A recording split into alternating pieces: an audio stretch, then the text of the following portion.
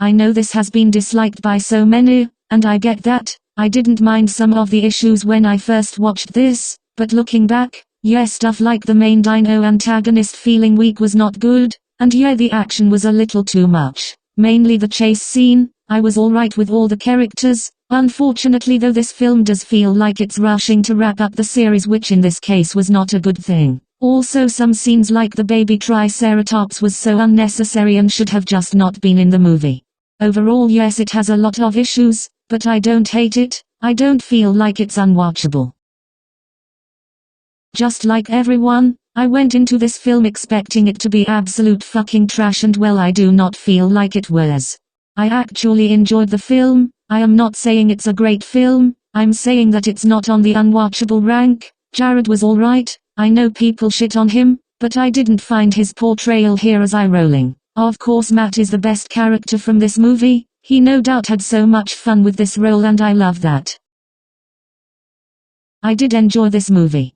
Only reason it's close to the lower part is because, well, I'm not that familiar with the series, so anything it's taking from the games, yeah, I do not know about at all.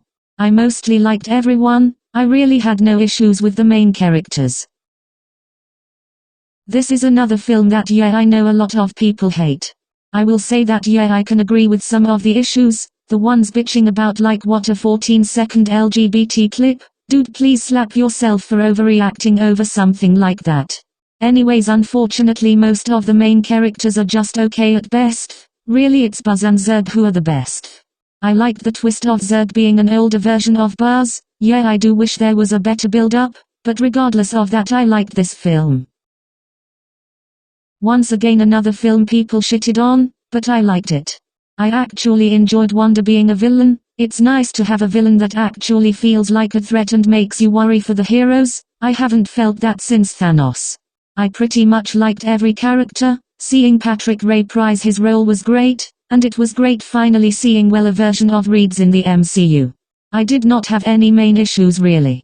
Though one thing I despised is people harassing the actress of America because her character's parents were moms. That's genuinely such a fucking pussy move to attack the actor for something they can't control. I know that people won't agree with me putting this in number 5. But even though yes, every character I liked, the story was good, and in general it was great to see that this was an actually good sequel. I just don't love this more than the remaining 4. This no doubt will probably be despised for being number 4. Regardless of that, well, I did feel like this was an improvement over the first. The characters were more interesting, though unfortunately characters like Neytiri are pushed to the side. The story, well, it was good. Even though this was a 3-hour-plus long movie, it never felt like that due to the pacing being good. The Colonel, aka his clone, was definitely more interesting here, and I liked that while he is twisted he does somewhat have a heart, mainly being his care for his son, even giving up his one easy chance to take Jake down to save his son. I really enjoyed this movie. I love seeing a member of the Yautja in the past. It was a good change for the franchise, and it being set a long time in the past was a good idea. I loved seeing a young Yautja not being as advanced as we know them to be. While most of the characters were alright, I felt Neru was one of the better protagonists. Definite much better than anyone from the 2018 film. I liked seeing another strategist protagonist. I liked that instead of building weapons like Dutch did or traps, she used advantages like having a lock pistol, mud sand, and of course the mask. I doubt Neru will ever be featured in any new Predator project, which is sad since she's one of the better characters. The story was a nice change and familiar feeling that I felt worked.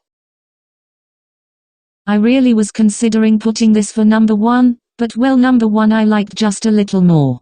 This was definitely a good sequel. I love seeing the Master Emerald and Chaos Emeralds finally introduced. I'm happy that Knuckles is not an idiot and good again. It also fixes Tails too. Idris was such the perfect choice for Knuckles, and making him connected to the owls actually makes his interactions with Sonic interesting. I love how Knuckles definitely felt like an actual dangerous warrior, not some moron like the games are making him be. Sonic, well, there isn't much to say besides seeing Team Sonic in live action is great, along with seeing Super Sonic. Well, it was a dream come true for all fans. I love that Jim does give off an even more insane and vengeful Eggman role, which makes sense. I am so glad Colleen reprised her role for this movie. I am so fucking happy they did not just choose a celebrity to voice the character just because the person is a celebrity. Cough Nintendo cough. Seeing Tails go from this anxious character to one starting to have confidence was great. That shadow tease got me so fucking hyped. This is easily one of my favorite comic book movies. We finally get to see more of Batman's detective work be out to use, which is something that kinda get ignored a lot for films. I also loved seeing how being social isn't his strong suit yet. He still has to work on not only his Bruce persona, he also has to work on controlling his rage and impatience with criminals, which is nice to see. I love that we get to see some gadgets never used before in live action, like his recording eye contacts, his wrist claw, hell even something like an adrenaline shot was a nice change from the usual stuff. Seeing Bruce go from pure vengeance to realizing that being a symbol is the more impactful way was great. While I did doubt Robert back in 2019, I am glad he proved me wrong and gave the best portrayal of the character. I would say mostly everyone else was perfect for their roles. Zoe, while she did not show the untrusting side that Selina has, I do love that she knew how to blend in, how to defend herself, and I like that she doesn't know Bruce is Batman yet. It makes her relationship get a little more time instead of just rushing into the completely romantically part, which I feel suits better. Paul was so damn good for being the Riddler. I love that he felt menacing, he was creepy, it actually felt like this guy's intelligence made him so dangerous. Jeffrey was the best Gordon portrayal, his interactions with Batman actually were written good. I love their partnership. I'm so glad to finally see a version of Gordon where he's doing detective work and also helping Batman fight. Colin was another perfect choice. While he hasn't been shown to be as typical awful like he normally is, his interactions with Batman are great. I love how he's a bit smug, and well, he's not doing weird shit like biting people's noses. He was so damn entertaining. John as Falcone was alright, I just felt like he didn't get enough time to make him really interesting. Jane, well, I honestly forgot about her until the end. Nothing against the actress, it's just that she's absent for a lot of the movie. I'm just gonna say Andy was okay as Alfred. I do like that he was trying to be a father figure and that he's trying to talk Bruce out of just letting his family's legacy rot.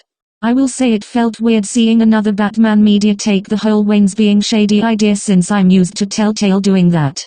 Anyways, I love this so much. Matt, please do not put Joker in the sequel, please, there are other villains that do exist.